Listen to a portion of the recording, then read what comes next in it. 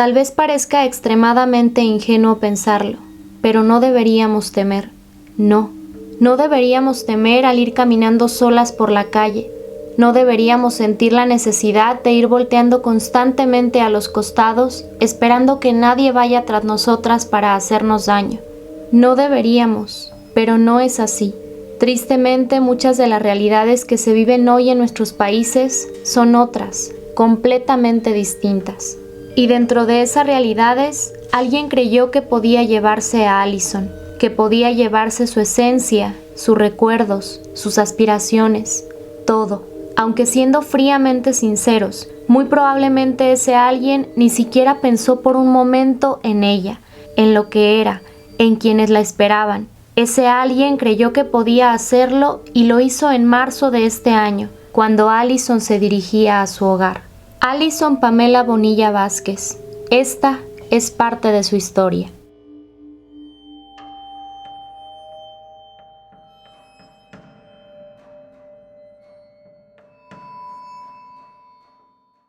Corría la tarde del 4 de marzo de 2020 en el pequeño distrito de Cachí, en Cartago, Costa Rica.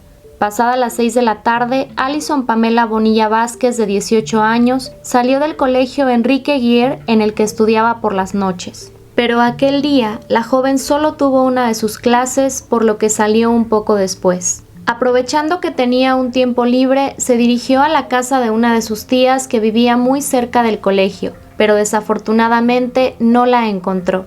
Fue entonces que alrededor de las 6:30 de la tarde decidió ir a la casa de la mamá de su novio cerca de la plaza de la comunidad. En aquel sitio se encontraría con Harold Segura Lozano, su novio, un joven de 24 años. Aproximadamente entre las 8:10 y las 8:15 de la noche, luego de estar cenando y platicando con Harold y su madre, Allison se dispone a regresar a su hogar, ubicado en la urbanización Florencio del Castillo, en otra población de Cartago, Ujarrás de Paraíso. Para llegar allá, abordó un autobús que cerca de las 8:40 p.m. la dejó en una parada ubicada frente a un establecimiento conocido como Agro Ujarrás, ubicado a más de 1,5 kilómetros de su casa. Para llegar hasta su destino, Allison tenía que atravesar un camino con poca luz y que no era muy transitado. Luego de unos minutos de haber comenzado a caminar, la joven mandó un mensaje de voz a su novio para decirle que 2 hombres que también bajaron del autobús la iban siguiendo, que tenía miedo y que mejor se apresuraría. Y hombre, me vine en el bus y me acabo de bajar el bus y se bajan 2 pintas, pero pintiticas, y vienen a detrás mío. También voy a por ahí, que me da miedo. Para estos momentos, Allison ya se había puesto de acuerdo con su mamá para que la esperara en cierto punto del camino cerca de su hogar y así poder ir juntas en lo que restaba por caminar. Pero tristemente esto nunca sucedió, pues en los últimos mensajes que ella envió a su novio Harold Salgado, le dijo que ya casi llegaba, que iba a correr, pero nunca llegó, siendo esos los mensajes finales que recibieron de Allison Bonilla. Su última conexión en WhatsApp marcaba las 8:49 p.m.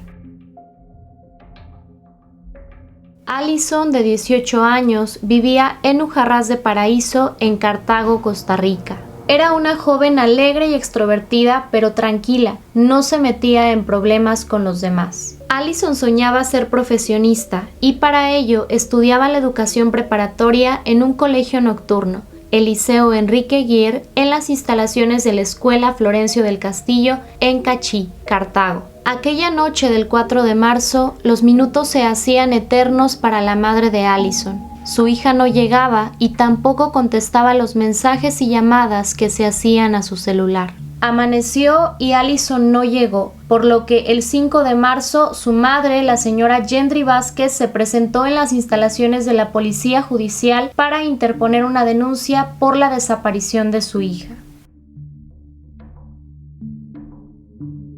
Ese mismo día comienza la búsqueda de Allison Bonilla.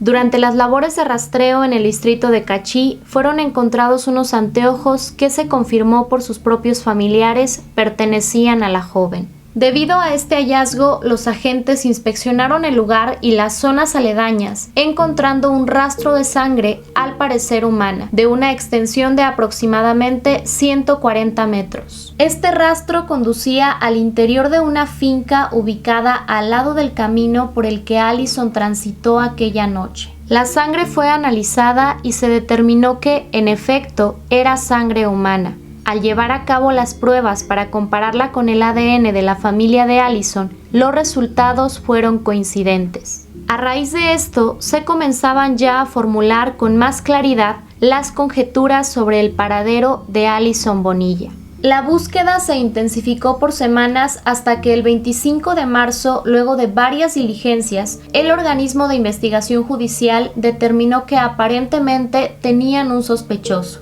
lo que se supo gracias a información recibida por el organismo y a las investigaciones que se estaban llevando a cabo. Esta persona era un hombre de 28 años de edad, de apellido Sánchez Ureña, mejor conocido como Suquia. La casa del sospechoso fue cateada y su automóvil decomisado para la realización de análisis criminalísticos, encontrándose en la cajuela de este vehículo rastros de sangre. Pero, ¿quién era este hombre? Nelson Enrique Sánchez Ureña era vecino de la joven, mejor dicho, vecino de la población en la que Allison vivía. Para ser más exactos, Sánchez Ureña vivía a unos 75 metros de la casa de Allison. Sobre él, Yendry Vázquez, la madre de Allison, señaló que sabía que esta persona había crecido en la comunidad, pero que ni ella ni Allison habían tenido contacto con este hombre. Únicamente en algunas ocasiones habían platicado con su madre, aunque recordó que en una ocasión su hija le contó que había recibido un mensaje de Nelson, pero en aquellos momentos todo quedó allí.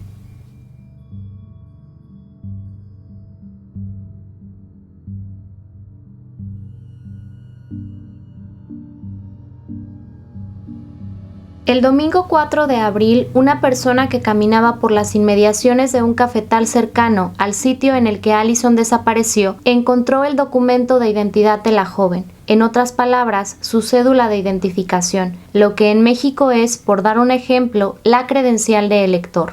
Hasta ese momento, lo que las autoridades tenían de la joven era esta cédula de identificación, los anteojos que se encontraron al día siguiente de la desaparición y el rastro hallado muy cerca del camino que Allison recorría. Fue hasta el miércoles 2 de septiembre, varios meses después, que Nelson Enrique Sánchez Ureña fue detenido por agentes del organismo de investigación judicial, pues la sangre encontrada en la cajuela del sospechoso fue comparada con muestras de ADN tomadas a algunos familiares de la joven desaparecida y luego de los análisis correspondientes se determinó que estas muestras eran compatibles. La sangre encontrada pertenecía a Allison Bonilla. En un inicio, las investigaciones estaban encaminadas a resolver un caso de desaparición. Sin embargo, luego de los hallazgos, el caso se investigaba como un homicidio. Con los resultados obtenidos, el organismo de investigación judicial contaba ya con una importante evidencia que poco a poco daba claridad a lo ocurrido aquel fatídico día de marzo. Pero la pregunta continuaba abierta: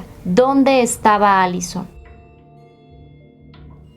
Los días parecían interminables para la familia de Allison Bonilla, pero como su madre lo dijo en más de una ocasión, seguían esperándola a casi 7 meses de su desaparición.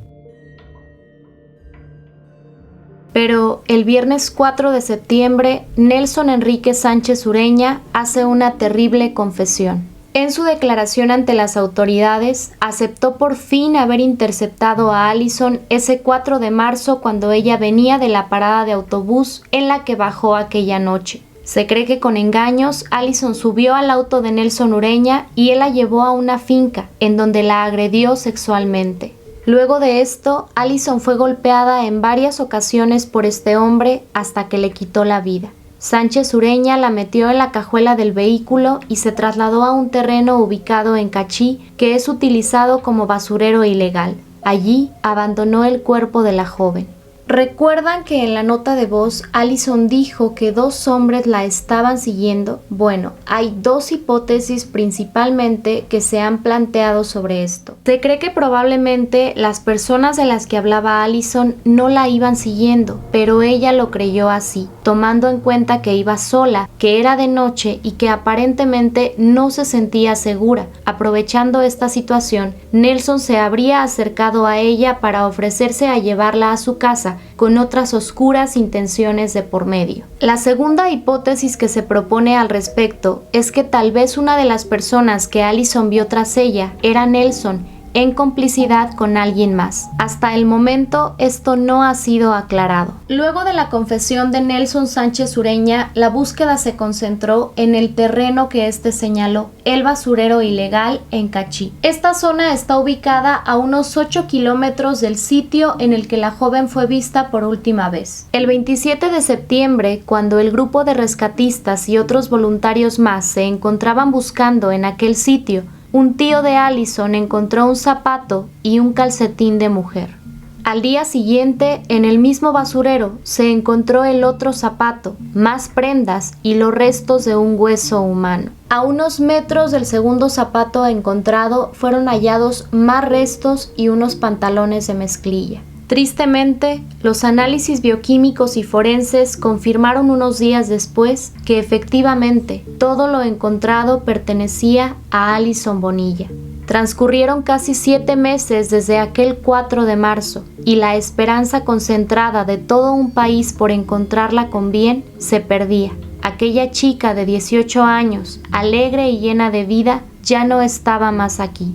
Nelson Enrique Sánchez Ureña declaró estar obsesionado con Allison. Una de las preguntas que más han expuesto aquellos que siguieron atentamente el caso de Allison Bonilla es ¿por qué, si existían indicios de la culpabilidad de Nelson, no fue detenido antes? Lo que se sabe es que el organismo de investigación judicial había monitoreado al principal sospechoso por varias semanas antes de su detención, con el objetivo de que alguno de sus movimientos los llevara a Allison o les diera alguna pista de su paradero. Luego de que Nelson Ureña fuera aprehendido, los agentes a cargo de la investigación declararon que una de las principales razones por las que no se concretaba la detención era porque estaban esperando que alguna de las intervenciones telefónicas hechas por las autoridades al sospechoso les proporcionara información clave para encontrar a la joven hasta entonces desaparecida. Pese a esto, una vez que se consideró latente la posibilidad de que Nelson escapara, se procedió a su detención. En su momento, a Nelson Ureña se le dictó prisión preventiva por un periodo de 6 meses. El lunes 28 de septiembre, en audiencia, el hombre de 28 años, quien figura como el principal sospechoso en el caso de Allison, cambió su versión de los hechos y aseguró ser inocente. Su abogado, Francisco Herrera, señaló que el imputado confesó por estar bajo una fuerte presión psicológica que lo llevó a decir cosas que no cometió. No obstante, todas las pruebas conocidas hasta hoy lo señalan como culpable, y el 13 de noviembre, en una nueva audiencia, el Juzgado Penal de Cartago ratificó y prorrogó la medida de prisión preventiva para Nelson Ureña, quien tendrá que continuar el proceso tras las rejas hasta septiembre de 2021. El 24 de octubre, los restos de Allison partieron de la funeraria Valle de Paz en la Sabana con rumbo a Ujarrás, a su hogar, con su madre y todos sus seres queridos, vecinos y personas que nunca la conocieron, pero que por tantos meses anhelaron y pidieron su regreso.